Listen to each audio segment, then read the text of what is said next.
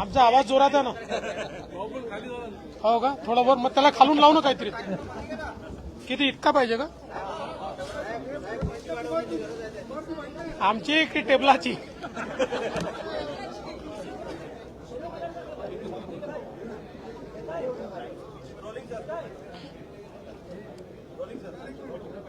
देशाच्या इतिहासामध्ये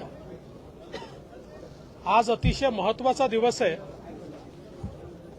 माननीय देशाचे प्रधानमंत्री श्री नरेंद्र मोदीजी यांच्या नेतृत्वात भारत सरकारने काश्मीरमध्ये अनुच्छेद 370 रद्द करण्याचा जो निर्णय घेतला होता, आज त्याच्यावर माननीय सर्वोच्च न्यायालयाने देखील एक प्रकारे मोहर उमटवलेली आहे. आणि ज्या प्रकारे सर्वोच्च न्यायालयाने आज निकाल दिलेला आहे, मी असं म्हणेन की आज भारताचा विजय झालेला आहे, जम्मू काश्मीरच्या लोकांचा विजय झालेला आहे. आणि खऱ्या अर्थानं ज्या 370 मुळे जम्मू काश्मीर हे विकासाचा आगार व्हायच्या ऐवजी दहशतवाद्यांचा आगार झालं होतं, आज खऱ्या अर्थानं 370 रद्द केल्यानंतर दहशतवादही कमी झाला, विकासही मोठ्या प्रमाणात वाढला आणि आता तर 370 पुन्हा येण्याची शक्यता पूर्णपणे सर्वोच्च न्यायालयाने संपवल्यामुळे एक नवीन पहाट ही आता जम्मू काश्मीरमध्ये झाली आहे. असं जर आपण म्हटलं तर ते वावगं ठरणार नाही. यातनं जम्मू काश्मीरच्या विकासाचा मार्ग मोकळा झाला आणि एक संघ भारत एक संघ होताच, पण कोणाच्या मनामध्ये जर यत्किंचित शंका असेल तर ती शंकाही आज संपलेली आहे आणि एक संघ भारत हा आजच्या निर्णयाने प्रस्थापित झाला आहे. म्हणून मी माननीय सर्वोच्च न्यायालयाचे देखील आभार मानतो.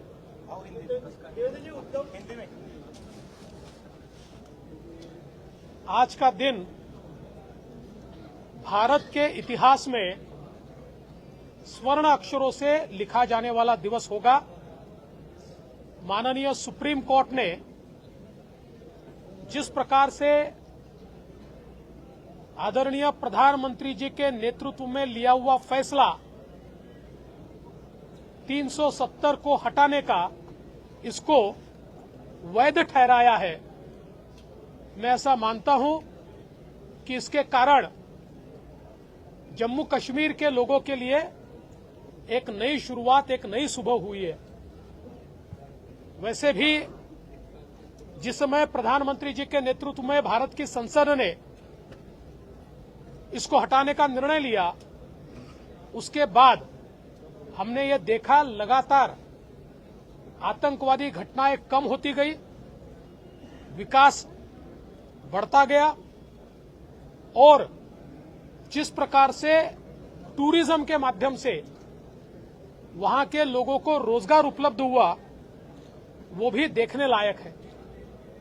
ऐसे में आज का फैसला ये मील का पत्थर साबित होगा और किसी के मन में भारत की एकता और अखंडता के बारे में, जम्मू कश्मीर के बारे में यत्किंचित भी शंका होगी तो आज उस शंका को भी समाप्त करने का काम ये सुप्रीम कोर्ट के निर्णय से हुआ है. और मेरा विश्वास है कि आने वाले दिनों में प्रधानमंत्री जी के नेतृत्व में जम्मू और कश्मीर ये बहुत बड़े पैमाने पर वहां के लोगों की आशाएं, आकांक्षाएं, अपेक्षाओं को पूर्ण करने वाला राज्य बनेगा.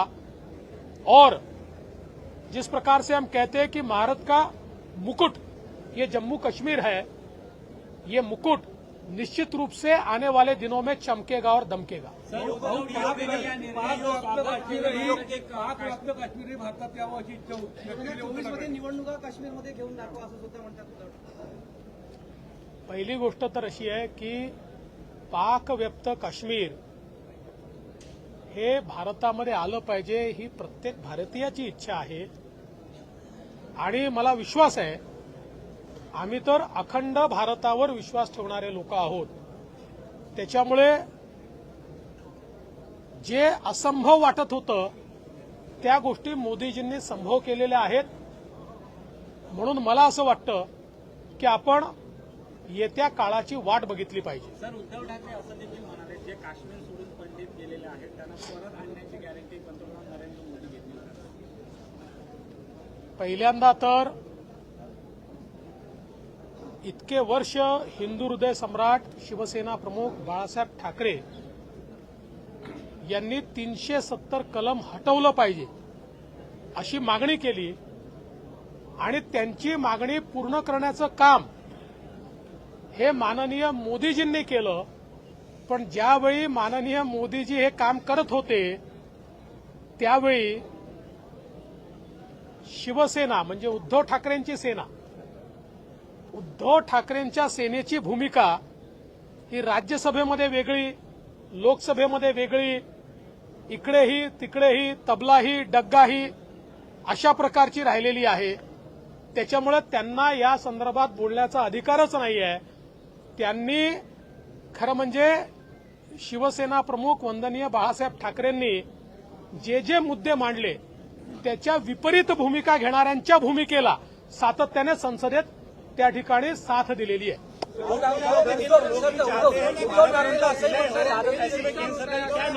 शरद पवार यांनी केलं आहे.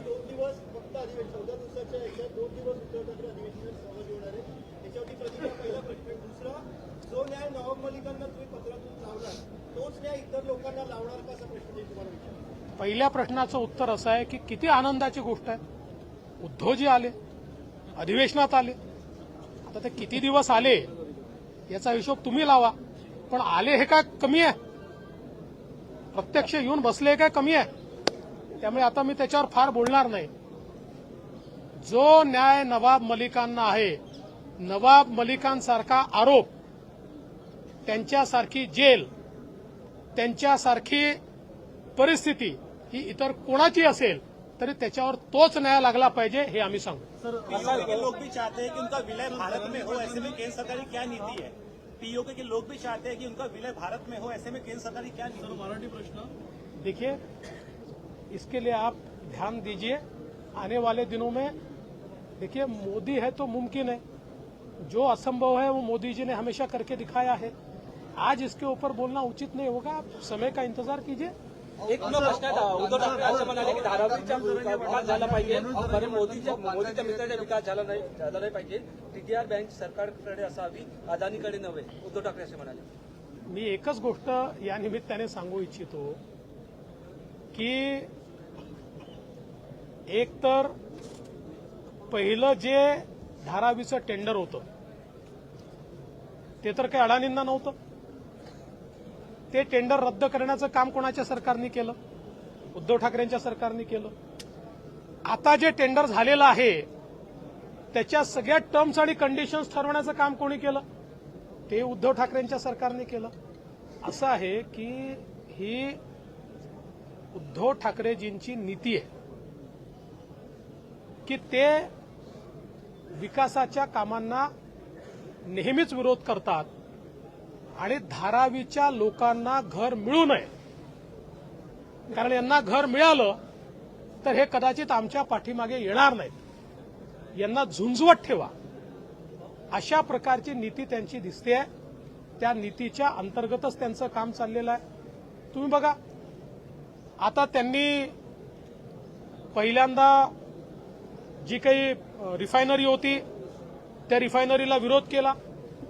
मग त्यांनीच पत्र पाठवलं त्यांच्या सरकारमध्ये की रिफायनरी इकडे नका, इकडे करा. पण तिकडे रिफायनरी करायला घेतली तर स्वतःच तिथे विरोध करण्याकरता गेले. त्यामुळे त्यांचा मूळ स्वभाव जो आहे हा विकासाला विरोधाचा स्वभाव आहे. ज्याला विकासाचा विरोध आहे त्या व्यक्तीशी काय बोलायचं?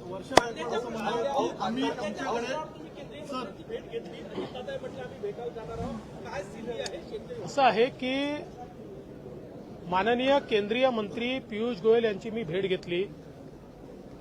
मी त्यांना विनंती केली की आपण एक्सपोर्ट हा सुरू केला पाहिजे त्यावेळी त्यांनी ही बाब माझ्या लक्षात आणून दिली किंवा मला सांगितली की देशामध्ये कांद्याचं जे उत्पादन आहे देशाला जेवढं कन्झम्पशन आहे त्याच्या 25 ते 30% कमी देशामध्ये उत्पादन आहे किंवा स्टॉक आहे. अशा काळामध्ये जर आपण एक्सपोर्ट अलाउ केला आणि माल जर बाहेर गेला तर मोठ्या प्रमाणात देशामध्ये टंचाई तयार होईल आणि सामान्य कन्झ्युमरला कांद्याचे भाव परवडणार नाहीत आणि म्हणून आम्ही एक्सपोर्टची बंदी केली आहे. मी त्यांना ही विनंती केली की व्यापारी त्या ठिकाणी लिलाव बंद करतात, शेतकऱ्यांचं नुकसान होणार आहे. खरं म्हणजे जुना माल आता व्यापाऱ्यांकडे आहे, तो काही शेतकऱ्यांकडे नाही, पण नवीन माल हा शेतकऱ्यांकडनं येतोय. त्यावेळेस त्यांनी सांगितलं की जेवढा माल शेतकरी देतील तेवढा माल जो काही भाव आम्ही ठरवू त्या भावावर सगळा माल केंद्र सरकार विकत घ्यायला तयार आहे. जर व्यापारी लिलाव करणार नसतील तर सगळा माल आम्ही केंद्र सरकारच्या वतीनं त्या ठिकाणी खरेदी करू. कुठेही आम्ही शेतकऱ्याला अडचणीत येऊ देणार नाही. तथापि अजूनही आमचा आग्रह हा चाललेला आहे की त्यांनी एक्सपोर्टला काही प्रमाणात का होईना परवानगी दिली पाहिजे आणि त्या संदर्भात आम्ही त्यांच्याशी चर्चा करतो. पवारांनी असा आरोप केला आहे, पवारांनी असा आरोप केला आहे, शेतकऱ्यांच्या धोरणामुळे शेतकऱ्यांचा तोटा होतो. असं आहे की माननीय पवार साहेब देखील केंद्रीय कृषी मंत्री होते आणि ते केंद्रीय कृषी मंत्री असताना देखील 2 वेळा हा निर्णय घेण्यात आला आणि अशा प्रकारे निर्यात बंदी लावण्यात आली. शेवटी आपल्याला आपल्या देशातल्या कन्झ्युमरचं बघायचं आहे की विदेशातल्या कन्झ्युमरचं बघायचं आहे. हा हे खरं आहे की कन्झ्युमरचा विचार करताना शेतकऱ्यावर अन्याय होऊ नये आणि कुठल्याही परिस्थितीत केंद्र सरकारची भूमिका आहे की आम्ही शेतकऱ्यावर अन्याय होऊ देणार नाही. गडचिरोली जिल्ह्यामध्ये मोह पुलावर प्रक्रिया करून मी बोललो आता नेमकं सरकारची त्याच्यावर आता हाऊसमध्ये भूमिका मांडली. चला